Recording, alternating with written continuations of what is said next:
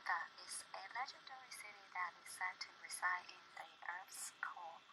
It is related to the Hollow Earth theory and is a popular subject in esotericism. Agartha is one of the most common names cited for the Society of Underground Dwellers. Shambhala is sometimes said to be its capital city. The mythical paradise of Shambhala is known under many different names. It has been called the Forbidden Land, the Land of White Waters, the Land of Radiant Spirits, the Land of Living Fire, the Land of Living Gods, and the Land of Wonders.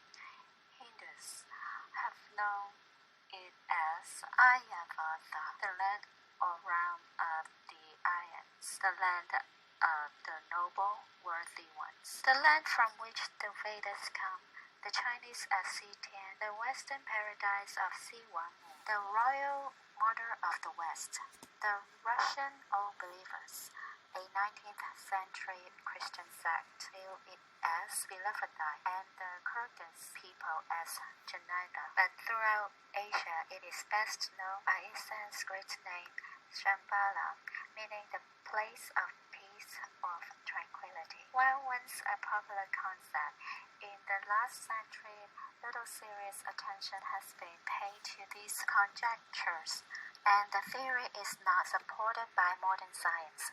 The idea of subterranean worlds have been inspired by ancient religious beliefs in Hades, Sheol, and Hell. Ferdinand Anthony Ossendowski's 1920 book, Beasts, Men, and Gods also discusses Agartha. Hollow Earth hypothesis, subterranean civilizations, Agartha. As science and science fiction urge, we unravel the ancient mysteries of the human experience. If indeed entities exist beneath the surface of the planet, they would not live in molten rock but in spaceships. And as the tectonic plates are breaking, it is either by their doing, a knowing that the consciousness hologram that creates this reality is ending, so they no longer have to monitor from below, or they merge as the plates naturally break apart. Hollow Earth theories always propose a central sun, aliens, and mythical subterranean cities and civilizations that some believe could link science and pseudoscience if physically discovered. Glaciers at both the Arctic and Antarctic regions are melting down at an accelerated rate, which will reveal the truth behind this mystery and its metaphoric connections to other creation myths in the story of humanity's journey on planet Earth.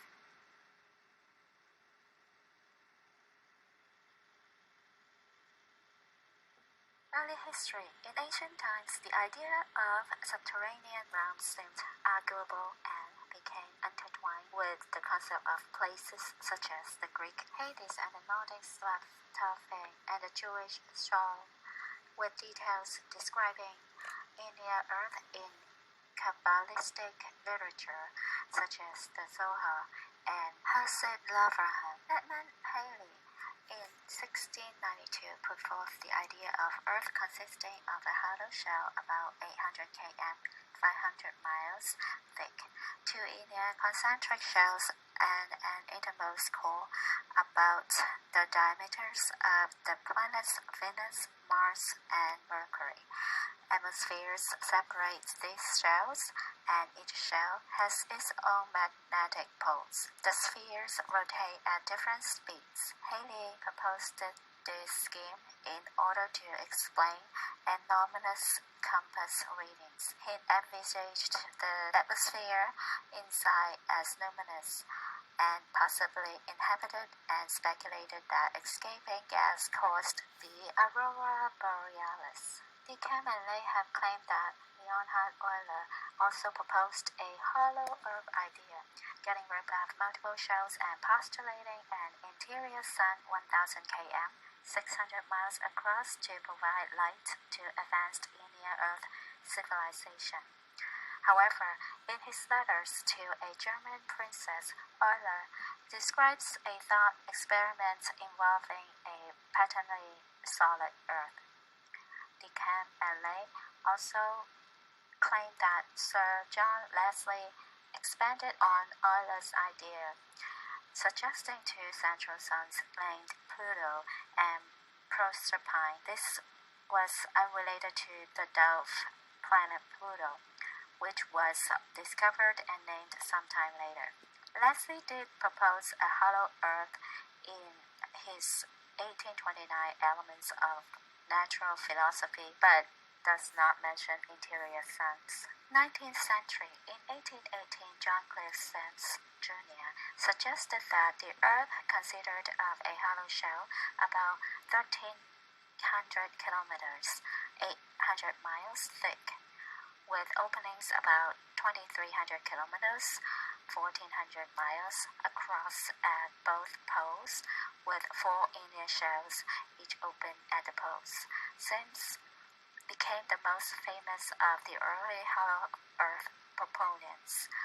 He proposed making an expedition to the North Pole, thanks to efforts of one of his followers, James McBride, but the new President of the United States, Andrew Jackson, halted the attempt. Jeremiah Reynolds also delivered lectures on the hollow Earth and argued for an expedition. Reynolds went on an expedition to Antarctica himself, but missed joining the Great U.S. Exploring Expedition 1838 to 1842, even though that venture was a result of his agitation. Though Sims himself never wrote a book about his ideas, several authors published works discussing his ideas. McBride wrote Sims' theory of concentric spheres in 1826. It appears that Reynolds has an article that appeared as a separate booklet in 1827. Remarks of Sims' theory, which appeared in the American Quarterly Review. In 1868, a professor, W.F. Lyons, published The Hollow Globe, which put forth a Sims-like hollow Earth hypothesis, but didn't mention Sims. Sims' son, Americus, then published the Sims theory of concentric spheres to set the record straight.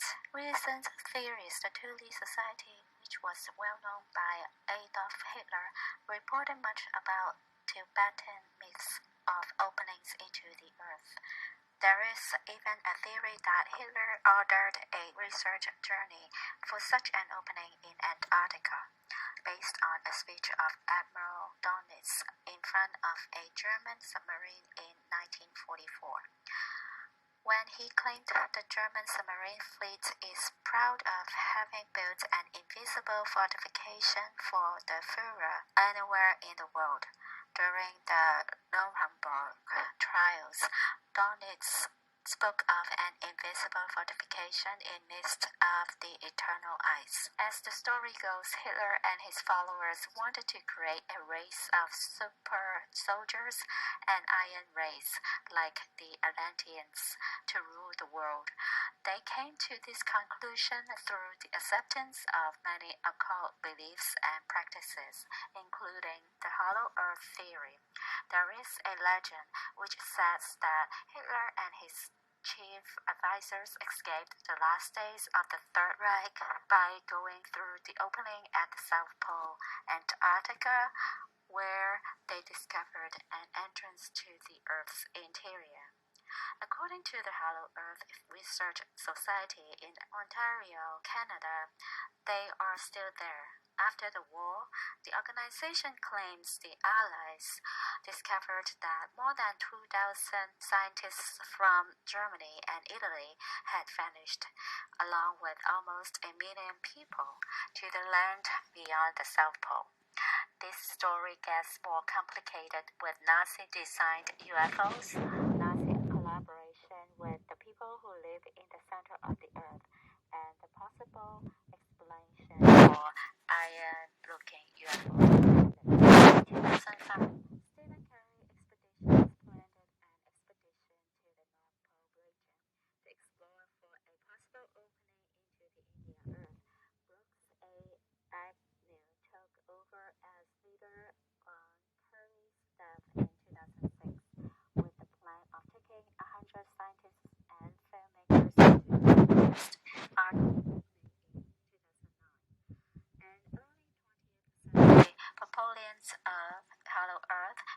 William Reed wrote Phantom of the Poles in 1906. He supported the idea of a hollow Earth, but without interior shells or Indian sun. Marshall Gardner wrote A Journey to the Earth's Interior in 1913 and an expanded edition in 1920. He placed an interior sun in the hollow Earth. He even built a working model of the hollow Earth and patented it. Gardner made no mention of Reed, but did take Sims to task for his ideas. In the same time, Vladimir Obashov wrote a fiction novel, Plutonia, where the hollow Earth's interior possessed one Indian central sun and was inhabited by prehistoric species. The interior was connected with the surface by a hole in the Arctic.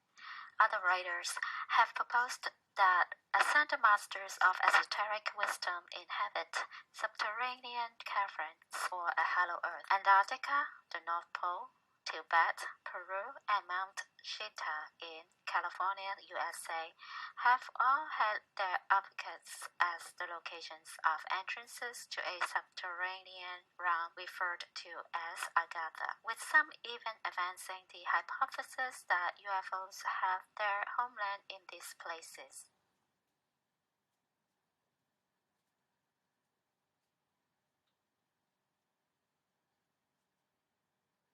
In 1964, Raymond Bernard, an esotericist and leader of the Rosicrucians, published The Hollow Earth, the greatest geographical discovery in history made by Admiral Richard Byrd in The Mysterious Land Beyond the Poles, the true origin of the flying saucers.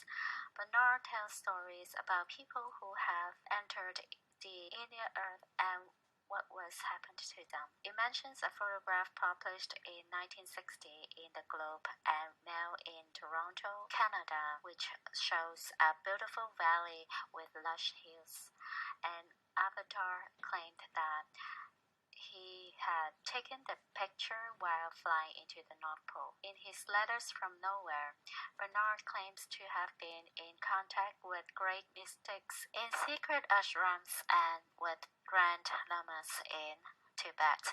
He was, in short, another Gurdjieff. Dr. Bernard died of pneumonia on September 10, 1965, while searching the tunnel openings to the interior of the Earth in South America. Bernard seems to have accepted every legend ever associated with the hollow Earth idea, including the notions that the Eskimos originated within the Earth and an advanced civilization dwells within even now, revving up their UFOs for occasional forays into thin air. Bernard even accepts without question Schaeffer's claim that he learned the secret of relativity before Einstein from the hollow Earth people.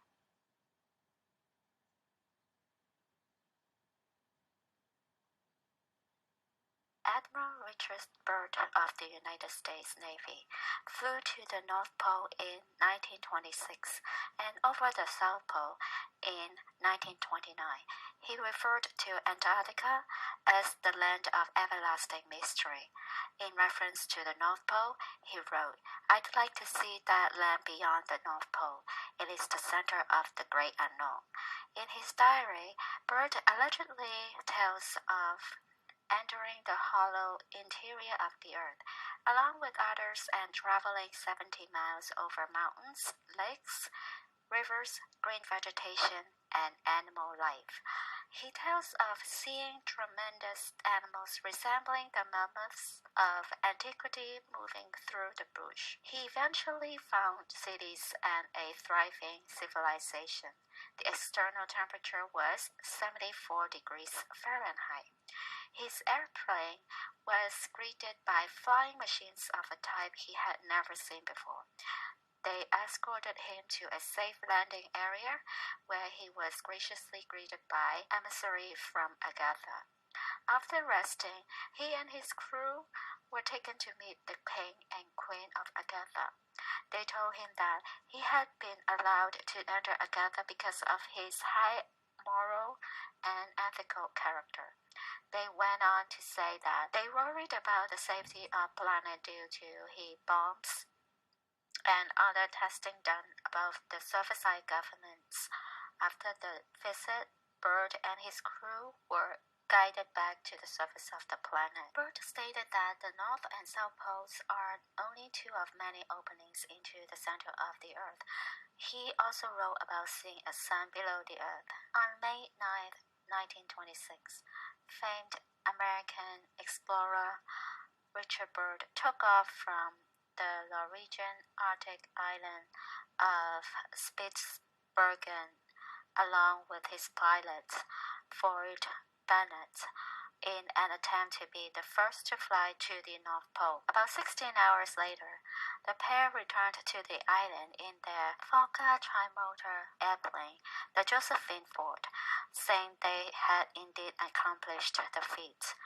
Bird submitted his navigational records to the U.S. Navy and a committee of the National Geographic Society, one of his sponsors, who confirmed the accomplishment according to the Ohio State University libraries. Bird was hailed as a hero, given the Medal of Honor, and went on to fly over the South Pole, as well as achieving many other polar exploration milestones. But from 1926 onward, not everyone thought that Bird and Bennett actually made it to the North Pole. The controversy largely rested on whether the plane could have covered the distance in just 15 hours and 44 minutes, as the team recorded, when the flight was expected to take about 18 hours, given the ground speed of the aircraft.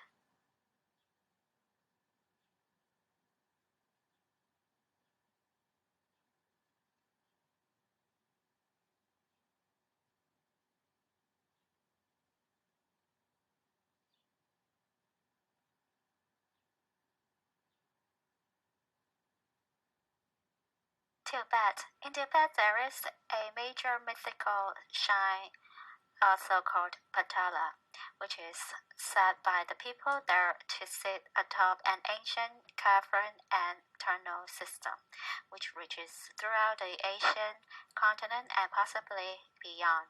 The Lagas also have an affinity with water, and the entrances to their underground palaces are often said to be hidden at the bottom of wells, deep lakes, and rivers. Inhabitants, the old ones, in an article entitled The Hollow Earth Myth or Reality, for Atlantis Rising, Restiga writes of the legends of the Old Ones, an ancient race that populated the surface world millions of years ago and then moved underground.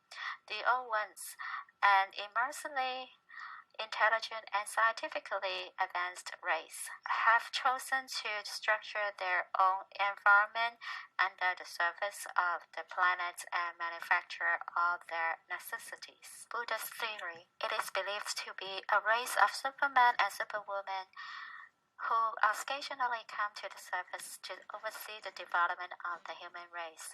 It is also believed that this subterranean world has millions of inhabitants and many cities, its capital being Shambhala.